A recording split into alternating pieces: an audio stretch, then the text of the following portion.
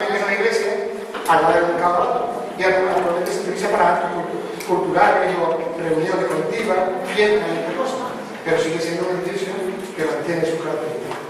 Ahí, por cierto, un poquito más arriba de la iglesia de la Concepción está este edificio que desde la calle no se ve. Se llama Convento del Perdón, vive en varias familias, fue un convento antiguo en el siglo XVIII, se mantiene solo el claustro. Curiosamente, a mí me nacieron ahí, yo nací ahí, en la iglesia de ese edificio. A mí me decían mis hermanas que cuando tú naciste en la bóveda, y yo no sabía lo que era una bóveda. Una bóveda era un techo, igual que este perfume. Y en la iglesia que todavía se conserva, en la bóveda, pues se pueden hacer. Yo, por ejemplo, nací allí, no pude hacer otra cosa. ¿Vale? Pero el patio muy bonito se ha rehabilitado también ahora, está todavía más bonito que se ve ahí, aunque se ve muy elegante, muy interesante. ¿Sí? Bueno, mira, hay dos cosas.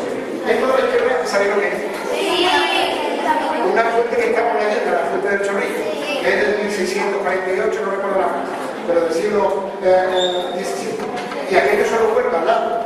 Y aquí, la residencia. Bueno, pues fijaros una cosa, aunque la residencia no es un edificio protegido, cuando lo construyeron le dieron un Premio Nacional de Arquitectura.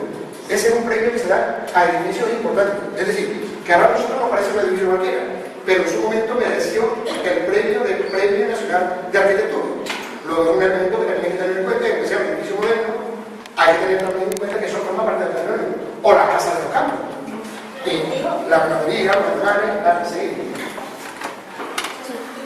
Yo nunca he llevado a nadie al castillo, del castillo donde se ve que no me pregunte qué es eso. El vudú. ¿Y qué es el vudú? Pues no es más que una casa, una nación, una especie de chaleco, hecho con mucho gusto, hace aproximadamente 100 años, por un señor de Sevilla que tenía hoteles en Sevilla, que le mandó el médico a su hija que viniera a la sierra, porque en aquella época, para algunas enfermedades, mandaban a la gente a la sierra. Y para tener en la sierra un lugar donde su hija estuviera bien, hizo un enorme chaleco, que no es más que un chaleco que actualmente pertenece a una comunidad religiosa. Y se llama realmente Villa Rosario, es decir, si entramos por su puerta, que está en la calle Virgen de Robledo, está en la puerta y ahí se ve el edificio. Parece que como si viera, porque esto está siempre cerrado, pero se está por ahí, aunque ellos entran en coche por detrás, por la parte de atrás. Es un edificio muy llamativo, ¿sí? ¿Y eso qué? Lo pone arriba, claro. Es el monasterio de las monjas jerónimas. Pero ese edificio lo construyó un señor que se vino a España huyendo de Europa, en una época que se podía meter aquí, y se hizo un castillo, se hizo como una especie de palacio en forma de castillo rodeado. Y esta foto es como él lo tenía. Ahí pone el señor, pero nosotros llamamos la guerra. Vamos así. ¿Cómo se cambia ese edificio? Pues ahora es una portada que él se llevó de otra iglesia de aquí, una torre enorme y un monasterio donde vive las monjas jerónimas, que son las que nos hacen los dulces. Por cierto, tiene una capilla también muy interesante que yo no he sacado de la foto. Está a mano derecha. Esto está muy bien que se haya recuperado y que esté actualmente de esa manera. Seguimos. Es la misma, pero aquí hay una cosa, quizás que es lo que más me importa a mí de estar aquí hoy. La gente se confunde y mezcla cosas. Y yo a mis alumnos me harto de decirles que esto no es el Castillo Blanco. Eso no es más que una casa, un señor se hizo en forma de torre. Pero porque yo me haga una casa en forma de torre, eso no es un castillo. Eso no es el Castillo Blanco, eso es o la torre del convento de la Monja o la torre de la casa de Don Miguel, pero no es un castillo. Es que yo me encuentro gente que me pregunta, por ejemplo, me llaman de una radio. Mira, usted explica usted la historia de Constantina. ¿Y qué es la Torre Blanca? El Castillo Blanco. Usted cuando tiene el Castillo Blanco. Y muchos alumnos dicen que este es el Castillo Rojo. Eso no es un Castillo Rojo, es un chalet.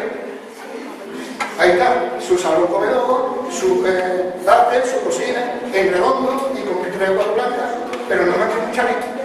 Ahora, si yo hago una forma, un chalet en forma de castillo, eso no es castillo. Pues claro, no es que se confundan los alumnos. Es que he encontrado que en la página de la Junta de Andalucía, que nombra y fotografía uno de los castillos y saca aquella fotografía. El Castillo Rojo de Constantina. Pues mire usted, no hay Castillo Rojo de Constantina. Pero es que la Consejería no nos ha enterado. ¿Vale? Luego, me gustaría que aprendieran que eso no forma parte del patrimonio. Forma parte del patrimonio porque son bonitos. Pero no porque sean castillos, eso no son castillos. Esos son viviendas. ¿Vale? Un poco especiales, pero son viviendas. Bueno, el cementerio también tiene elementos muy importantes y forma parte del patrimonio. No sé si lo habéis visitado, pero esa es una de las temas fundamentales. Y este edificio, cuando yo parezca llamativo, llama mucho la atención. Era una fábrica de hielo cuando no se fabricaba hielo, cuando no había electricidad. Esto se llama Los Pozos de la Nieve, está al lado de la piedra, del mesón de la piedra, y ahí hace tanto frío, a partir de octubre, noviembre, que de noche helaba, se podía recoger hielo, llamaban a los trabajadores, recogían hielo en carros durante la madrugada, lo traían aquí, a este edificio. Y en dos grandes pozos que hay, había tres, pero actualmente se conservan dos, enormemente grandes, se guardaba el hielo y se guardaba hasta el verano. Era el congelador de Constantina. Pero era tan importante tener hielo en el verano que esto no se lo dejaron a Constantina. Lo compró Sevilla, la ciudad de Sevilla, lo construyó la ciudad de Sevilla, y el hielo, excepto un poquito que se vendía en Constantina, se llevaba a Sevilla de noche en el verano y le servía en Sevilla a las personas que podían pagarlo y a los enfermos, porque era muy importante en aquel momento tener hielo. Y casi todo el hielo que tenía Sevilla era el hielo que iba de Constantina. Era el único que tenía frigorífico y congelador. ¿Vale? Imaginaros si eso tenía importancia, porque parece que no, pero lo tiene. Si no lo habéis visitado, si algún día, hoy ahora cuando tenga, ¿vale? Si algún día, una casa rural, si no lo habéis visitado, tenéis ocasión, visitarlo con vuestros padres, porque allí llama tiempo. Bueno, los caminos y los senderos, del que podemos disfrutar, y los campos, como hemos hablado otras veces, hay muchas más cosas en el campo. Caminos, senderos, caserillos, molinos, abrevaderos, lagares, muchos de ellos importantísimos, ¿vale? Sí. Y el origen de Constantina, es decir, yo a su momento de la radio, está en esta cueva que está al lado de la calle Morería. Se llama la calle Morería, por detrás de la calle Morería. Se entra, se encuentra una gruta pequeña, pero sin embargo muy importante, porque ha dado restos de animales muy antiguos y restos humanos bastante antiguos. No sé si alguna vez llegaréis a estudiar un poquito en profundidad la historia de España y os van a hablar los profesores de Atapuerca, o vosotros mismos vais a leer una cueva muy importante que hay un grupo que se llama Atapuerca. Los investigadores le llaman esto a la Atapuerquita de Andalucía, porque aunque tiene fósiles no tan importantes, pero de alguna manera está dando cosas de bastante interés. Hay gente enterrada desde hace unos 5.000 años, y si están enterradas porque vivían también, porque lo utilizaban también para sus cosas de la vida, ¿vale? Seguimos. No tiene acceso público eso. Eso no tiene acceso al público porque es complicado, está cerrado. Pero también se pueden hacer visitas, digamos, la visita hay que organizarlo, hay que enseñarlo de una manera. Lo que hay que hacer es un lugar donde los alumnos vean dónde están aquí y una aula exterior donde se explique lo que hay, porque entrar es complicado. Ahora, lo que sí es interesante es que personas mayores, cuando ya sean mayores, en grupos pequeños, si podéis visitarlo con gente que están allí, pues, y es que el caso de los siempre no mayores. Ese es el tema. Bueno, y lo que llama patrimonio inmaterial, que son cosas que no sé si se ven, se tocan, se oyen. Aquí tenéis cosas que hay nombradas en el patrimonio general de la Andalucía que hay aquí. La cabalgata de Reyes, el Viernes Santo, la elaboración de aguardiente, la carpintería, el corcho, las canciones de aceitunas y de arriero, la elaboración de crema de guinda y de pastel y de dulce. ¿Vale? Para que veáis algunas cosas que no son monumentos, calles y edificios, que también forman parte del patrimonio, se llama patrimonio inmaterial. Y ahí vamos a ver, claro, si fuera la hora de comer, nos pondríamos un poco nerviosos. Ya casi empezamos a tener esto. Ahí veis algunas cosas que enseña el amigo Antonio, el cocinero de la actualidad. Por ejemplo, unas migas, al gusto suyo y de la manera que lo hacen, que me imagino que estarán riquísimas. Porque yo todo lo que probamos está para quedarse con él. El se va a pichar, ¿no? La sopa que es de tomate y pimiento, la sopa de uva que hacemos al final del verano. ¿Veis? Y un poquito más de arroz, ¿no? Y una pena que viene aquí, ¿verdad? Y solomillo con champiñones. ¿Veis? Allá todos los platos. El viernes de la Semana Santa, en este caso, el Jueves Santo. Todo el evento de la Semana Santa forman parte también del patrimonio. Seguido. ¿Eso qué? ¿El paso de qué? ¿Cómo se llama? Sí. Claro, pero eso todavía no es, digamos, del patrimonio. Pero esto es una manera de que los alumnos aprendan el patrimonio, tanto de Semana Santa como podéis aprender ahora otra cosa. Ahí estaría como nosotros, seguramente, a lo mejor de el curso, ¿no? Yo veo que eso que casi no reconozco. Bueno, esta es una especie de resumen, la romería, las fuentes del pueblo. Esta es una foto curiosa, la fuente de los patos llena de hielo hace 2 2 años que hizo tanto frío que se nos heló durante varios días, y otra vez fue la campaña nacional de antes.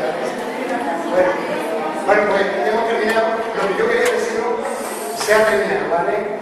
Que el patrimonio es de todo y que si queremos conservarlo, lo primero es conocerlo, y por eso le agradezco a vuestros profesores que lo estén haciendo, a vosotros que os podáis interesar, y fundamentalmente lo que hay que hacer es seguir haciendo que se conserve de la mejor manera posible. Vamos a tener la suerte de que dentro de un mes o dos se va a hacer una pequeña fiesta que termina seguro, y van a venir personalidades importantes a inaugurar la torre del castillo, la torre de los Menéis. Y algo que hace 4 años parecía mentira, que la torre algún día se pudiera ver, pues la vamos a ver, y yo creo que la vamos a ver, me imagino, en buenas condiciones. De todas maneras, cuando nos quiten las telas y podamos pasear por allí, veremos cómo se queda. Y finalmente, pues gracias a vosotros, y gracias al cocinero, que es muy buen fotógrafo, Antonio Fernández Partido, que me ha dejado gran parte de las fotografías que están ahí, entre ellas la foto de ella, y a Alfredo Vera, que es la persona del ayuntamiento que trabaja en la revista de prensa, que también me ha dejado 4 o 5 fotografías para que poder enseñar estas cosas. Bueno, no sé, ¿os gusta esto o no hay que un poquito? Bueno, alguna cosita que queráis que alguna duda. ¿Por qué se llama Villa del Romero? ¿Por qué se llama? Villa del Romero. Villa del Romero. No, mira, sí, mira, en Ermita, siempre que hay una iglesia que es más o menos pequeña, que está lejos del pueblo, se le llama Ermita, ¿vale? Y se llama del Romero porque, según cuentan, en el siglo XVI, 1570, que había una epidemia muy grande en Constantina, a un pastor que estaba en Economía, la Virgen se le apareció, y a partir de entonces todo el mundo empezó a creer en esa Virgen, y como se apareció en un árbol que se llamaba así, se empezó a llamar Virgen del Romero. Luego, a la Virgen se le dedicó esa Virgen, igual que a la Virgen de la Guerra. También la Virgen de la Guerra está dedicada a otra Virgen que se dice que apareció ahí en otro momento de una época anterior. ¿Cómo es tu nombre? Marta. ¿Qué dice Marta? ¿Cuál es el edificio más antiguo?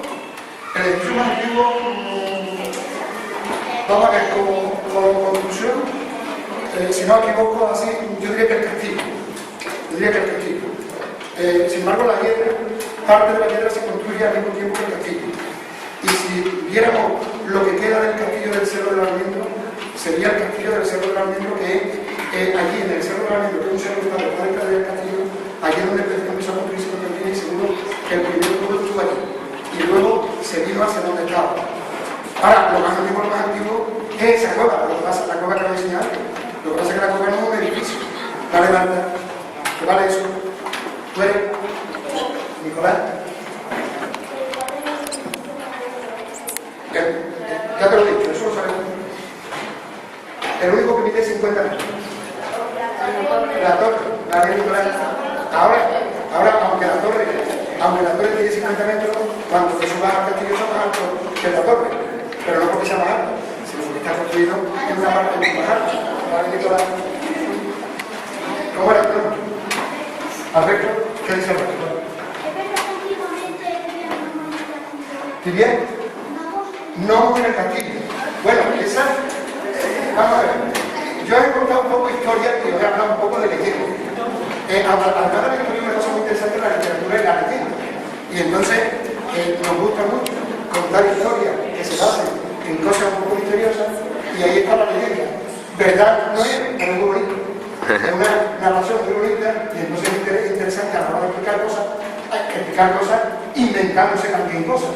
Y qué bonito sería que yo fuera al castillo y encontrara allí un par de lobos que pudiera hablar de él. Pero puede ser verdad.